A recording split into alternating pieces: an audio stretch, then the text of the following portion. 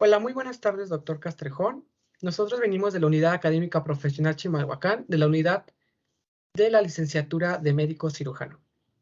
A continuación, mi compañero Cárdenas Galindo José Alejandro y su servidor Santana González Leonardo, pertenecientes del grupo 202, le vamos a explicar lo que es la introducción a diseños epidemiológicos. Como primera introducción, vamos a tener que el método epidemiológico es sustentado por los diferentes diseños de estudios epidemiológicos.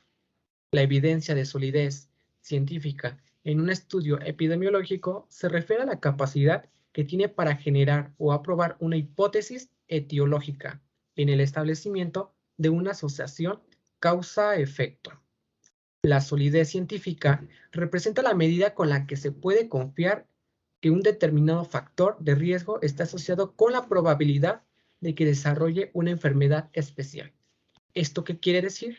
Que entre más confiable sea nuestro proceso de investigación, podemos tener la confiabilidad y estar seguros de que nuestros datos van a ser los esperados. Se puede observar en esta imagen la pirámide del método epidemiológico, en la cuales van a estar ordenados de acuerdo a la solidez metodológica científica, en el que el más o en el que se encuentra en la punta de la pirámide va a ser el más sustentado y el más confiable, como lo es la epidemiología experimental.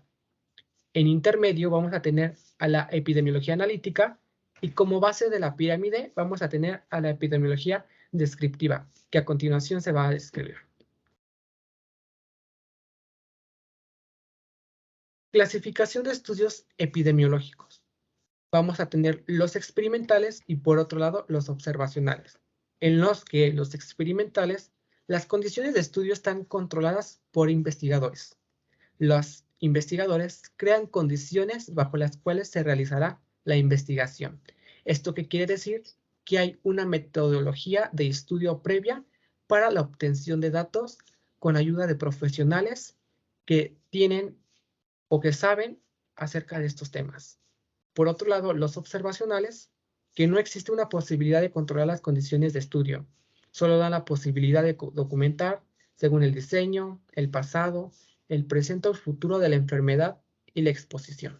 En esta no hay como tal datos verídicos o de investigación. Clasificación de los estudios epidemiológicos. Como habíamos comentado, estudios observacionales, en los que estudios de casos y series de casos. Vamos a tener también estudios ecológicos, estudios transversales, estudios de casos y controles y estudios de corte. Por otro lado, con los estudios experimentales, vamos a tener dos tipos de ensayo, tanto el clínico controlado como el comunitario. A continuación, mi compañero Alejandro. Gracias. De acuerdo a otros ejes de clasificación de los estudios epidemiológicos, tenemos el de temporalidad. Los estudios epidemiológicos pueden estar definidos según la secuencia que existe en el tiempo, entre la fecha en la que se va a realizar el estudio mismo y la fecha en la que ocurrieron tanto la exposición como el resultado de esta. Su clasificación va a estar en estudios prospectivos, retrospectivos y estudios ambispectivos.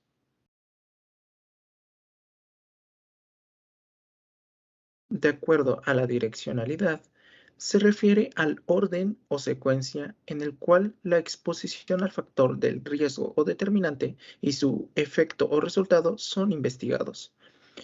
Estos van a ser clasificados en estudios progresivos, en estudios regresivos y en estudios simultáneos. En el cuadro de arriba podemos encontrar el progresivo, el regresivo y el simultáneo, donde encontramos la exposición-resultado, el resultado-exposición y exposición-resultado. De acuerdo a los grupos de comparación, tenemos un grupo único con subdivisión y un grupo único de comparación. Hay diseños que solo tienen una población o muestra y cuya utilidad radica en la descripción de características clínicas, demográficas, socioeconómicas, epidemiológicas, etc. De acuerdo a el grupo único con subdivisión, otros estudios, a pesar de comprender solo una población, esta se divide en subgrupos, para establecer comparación en esos contrastes. En grupos de comparación, otros son estudios que representan desde el ángulo de su diseño y caracterización de otros grupos distintos de comparación. De acuerdo a las mediciones en el tiempo, tenemos el estudio transversal y el estudio longitudinal, donde solo se realiza una medición bajo la cual se tratará de identificar tanto la enfermedad como la o las exposiciones. En el estudio longitudinal, se realizan repetidas mediciones en el tiempo, tanto de exposición como de la enfermedad. De acuerdo al tipo de fuente de datos, tenemos lo que son las fuentes primarias y las fuentes secundarias, donde las fuentes primarias son estudios basados en diseños de ex profesión. La información obtenida es de primera mano, diseñando estrategias de recolección de información mediante cuestionarios, mediciones intencionales, pruebas de laboratorio, imagen, etc. De acuerdo a las fuentes secundarias, son estudios donde se recaban datos originados con un propósito distinto al de los estudios bajo conducción. En el estudio ecológico, los datos se obtienen de estadísticas oficiales. Se pueden contribuir tendencias temporales para mortalidad general, mortalidad por causas específicas en diferentes años e incluso establecer un contraste geográfico. Y sería todo. Muchas gracias por su atención. Gracias.